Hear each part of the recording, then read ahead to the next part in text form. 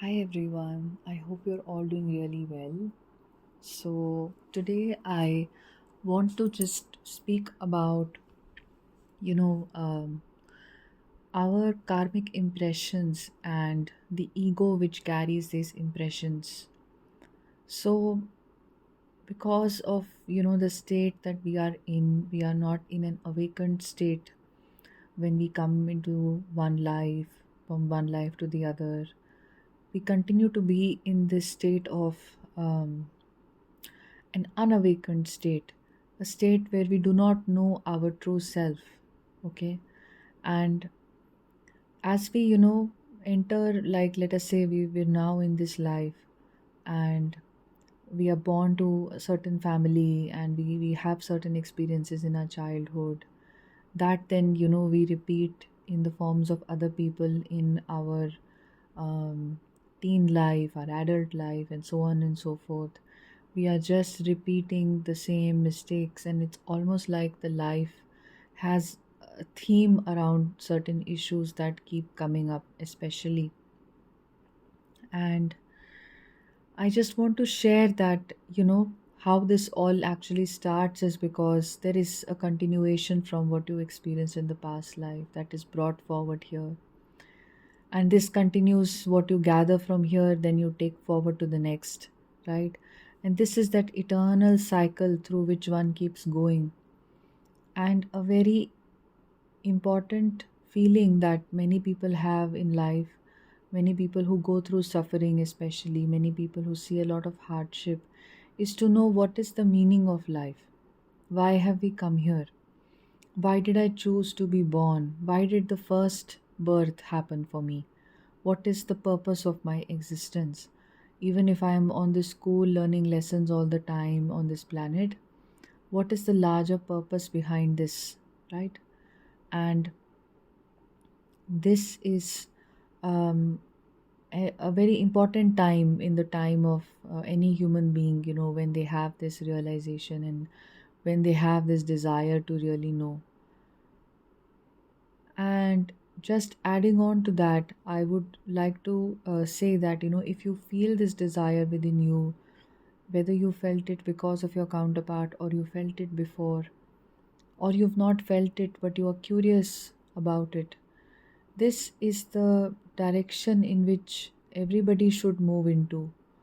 And this will always help you, not just for your twin flame journey, but it will put things in perspective for you for everything in life. Because the problem is when we stay unawakened and unconscious, everything is automatically, playing out the karma which is written. Every tendency we have of sitting, standing, walking, how we eat, what we eat, how we feel, how we perceive life, all of that is just the karmic impressions repeating themselves. And there is no truth to that because that is not representative of, the truth of existence, but that is just a repetition of what is already gathered. It's just a repetitive play of the impressions, from the past lives and this life. And there is nothing there. So you may think that you're making a new decision, you're making a new choice, you're going somewhere new, but you're not. Your karma is taking you there, right? It's so disappointing sometimes, when you see people make the same mistakes repeatedly. You could be just seeing yourself making the same mistakes repeatedly. Or people thinking that they're going to try something new, but they end up in the exact same place, only feeling worse. So, understanding that when we live from this unconsciousness, we live from a state of ego, and ego keeps repeating the same mistakes, and ego keeps getting hurt. And it is of utmost importance to pursue something which is more permanent in nature and more reflective of the truth of our existence than pursuing something which is fleeting in nature. And what is this fleeting aspect? The fleeting aspect is, the endless river of desires. Today I want to do this, tomorrow I want to do that, today I want to achieve these 10 things, and I want to look like this, I want to be in a job like that, I want to make that much, and I want to do, so such and such with my life. It's all great. but it is not representative of the truth of your being. Because one day, you would maybe have in this life a total of, I don't know, trillions of desires, and then trillions of tendencies, developed, so many taken from the past life and deepened. And then one just dies and, then goes again into the next life with a portion of these tendencies and a portion of tendencies from another life. And then you live out again, and then those tendencies give you more desires. What is the point of this? The being is endlessly suffering in this situation. And sometimes we feel that suffering when we are abandoned, for instance, when we see relationships breaking up, when we see partners leaving, when we experience cheating, when we experience bad things happening to us, when we experience abuse, when we experience painful situations, and we read painful stories in the news about bad things happening in the world. It all makes us question what is the point, right? And that is a very important moment, because that is the point when you are finally trying to look for the truth, and you're finally trying to look at what is really permanent in this ever changing world. In every day you wake up and things can look different on the surface, but what is the permanent thing? The body itself is changing so much since you were born till how you're right now, till how you will be when you're older, right? Everything itself will continue to change. So you're not this body, you're not this mind either, which is also changing. Mind has new ideas every day. It's actually just an impression of the older stuff, or just stuff that it is picking up from here and there, the conditioning, the subliminal, messaging that it is picking up from society and the ways of the society. What is the permanent thing?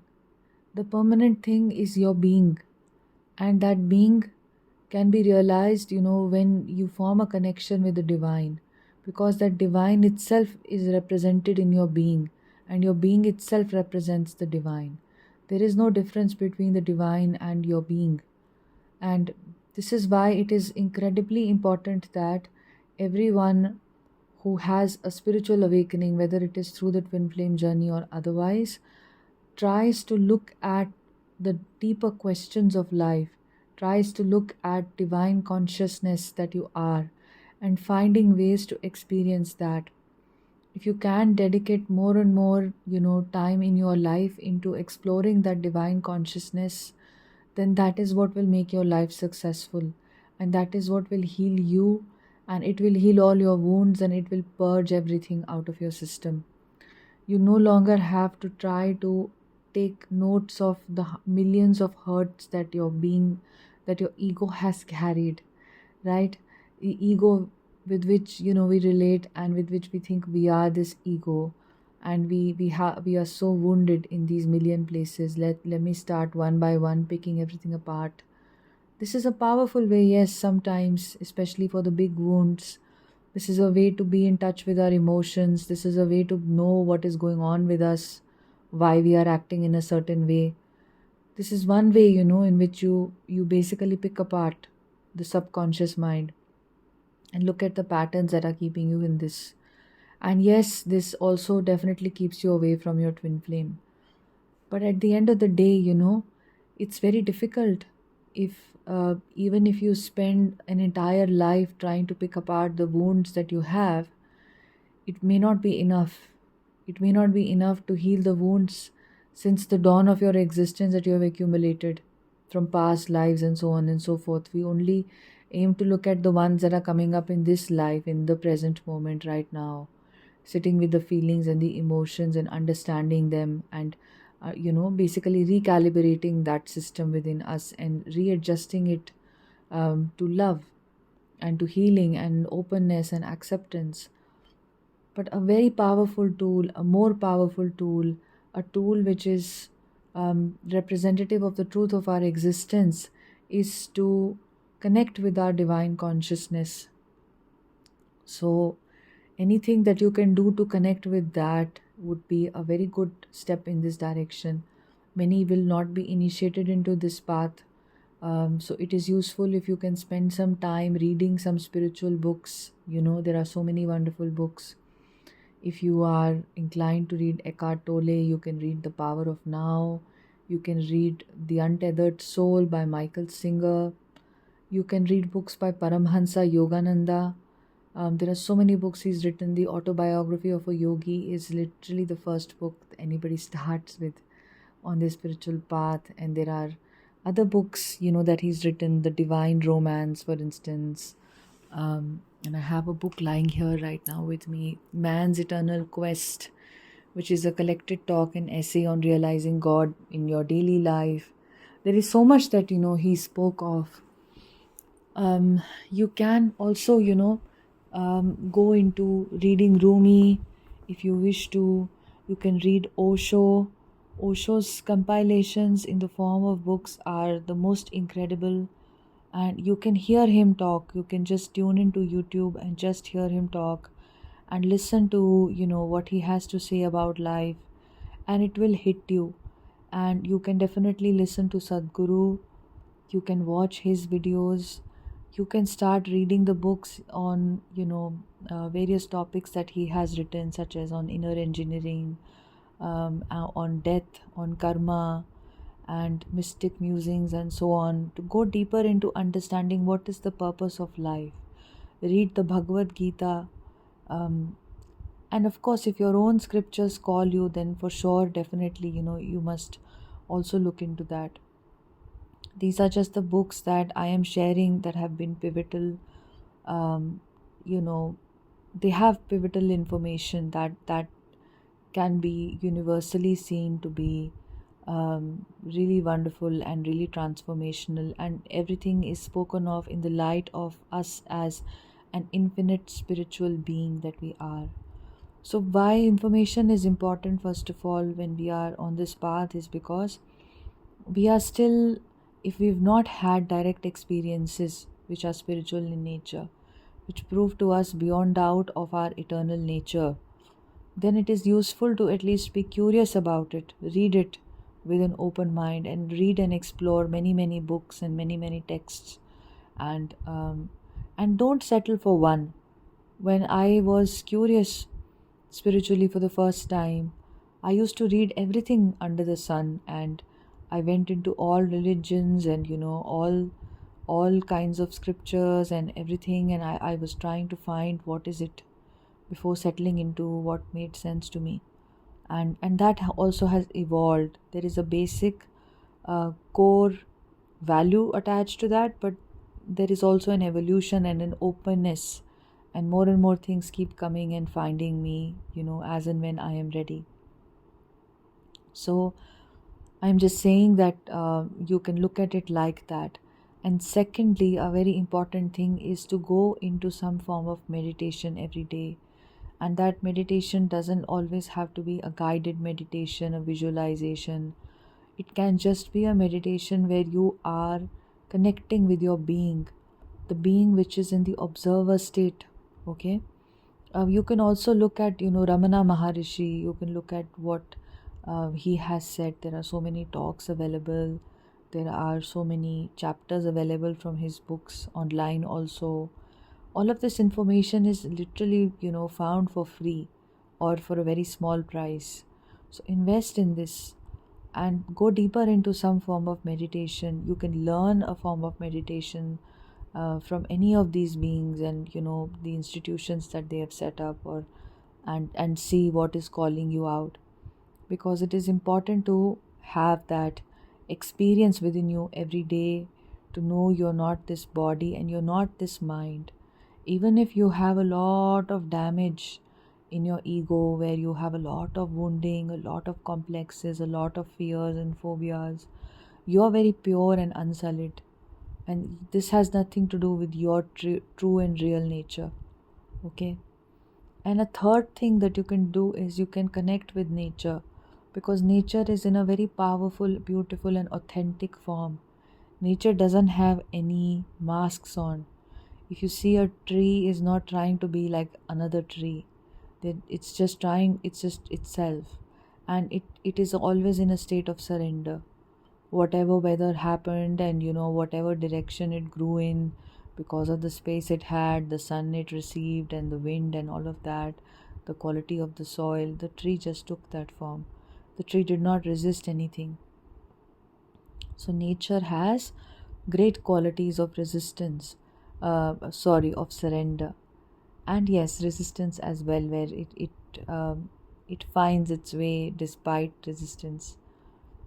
But the point I'm just trying to make is that if you can do these three things, you will get in touch with that deep space within you, the core within you, and you will have some wisdom about the true purpose of your existence, and um, who you are basically will become more clear to you day by day. And this is a very long process. You start today, you may not arrive at it for a long time, but you start today. That is very important. So whenever you find yourself obsessing about your twin, you should remember that the larger truth of your life, the larger existence, which is playing this entire game between you and your twin, why not try to decode and understand that and get closer to that? This will also help you coming into surrender. This will help you have more faith. This will help you just trust, in your journey. This will automatically clear a lot of blocks for you. If you successfully let go of your ego, then there is no hurt or no pain or no blockage then anymore, right? So invest your time into this aspect. This is what will really make you happy. It will make you joyful, whatever be your situation, and it will bring you a lot of peace. Because many times on this journey, what people lose, is peace, because of the obsession and because of the constant this reading and that, and what is the update, and there is so much feeding that the mind needs. And even when you are not obsessively watching or reading about it, about twin flames and stuff like that, the mind is still in that zone of trying to look for confirmations. It's still trying to rehash the fears. So somewhere this is a journey where the mind really takes the being, for a toss. And it is important to have some distance from that mind. And this process that we just spoke of right now is a process to create that distance, and it is to create that, that macro perspective about your existence. Your twin and you were created at the same moment, at the same time as you came into existence, right? Inevitably, you are drawn to each other. There is no other way. The reason as to why there is separation is because some healing has to happen. It is because there is wounding still in the ego, and there is a consciousness of the ego. Understand this, that there can be a very wounded ego, but if there is no consciousness of the ego, if there is consciousness of consciousness itself, if there is a higher awareness of your being, then the wounded ego is of no use. Then that ego, whether it is wounded or not wounded, will not make a difference. In fact, the higher awareness will heal the ego, because it will, with its awareness, be able to see the wounds. And all you really need to actually heal is to see. I don't know if this made sense to all of you, but you can listen to this again. But understand that it's important to spend some time every day to connect with your deeper consciousness, so that this wounded ego slash the mind does not always have its way with you. And you also have some separation from your emotions that do not overpower you, and you have an opportunity then to become healed, and automatically that will heal, and automatically that will bring balance in you.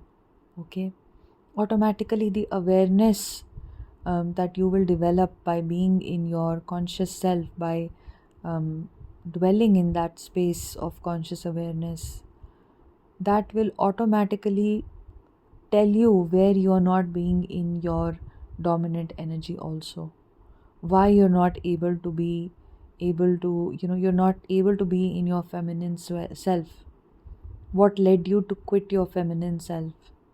What led you to quit your masculine self? if you are a masculine energy, what led you into this energetic imbalance within you. It will all become clearer and clearer and clearer to you. So, all I'm just saying is that it is important that you meditate every day, that you expand your awareness of spirituality, that instead of only listening to twin flame videos and twin flame content, you can start replacing that kind of content on YouTube with talks from enlightened beings. And if you are spending 2 hours a day watching YouTube, maybe you can start spending an hour and a half of that day listening to what all of these people had to say about life. I also would mention you can listen to Alan Watts because he decodes Taoism, which is very important. And now, because of this access that you have, you can really listen to some very good people speaking about wonderful things, and try to listen to enlightened beings and such, because there is power in what they say and the force with which they say something. There is healing power when you sit with their voice also. Okay, so this is all, guys, that I wanted to share with you all today. I hope that this was helpful, and I hope that this made sense to many of you. If you feel guided to book a one-on-one session, my email address is iamacomplete@gmail.com. I'll be very happy to assist you all. Have a beautiful, wonderful day. Sending you lots of love. Bye bye.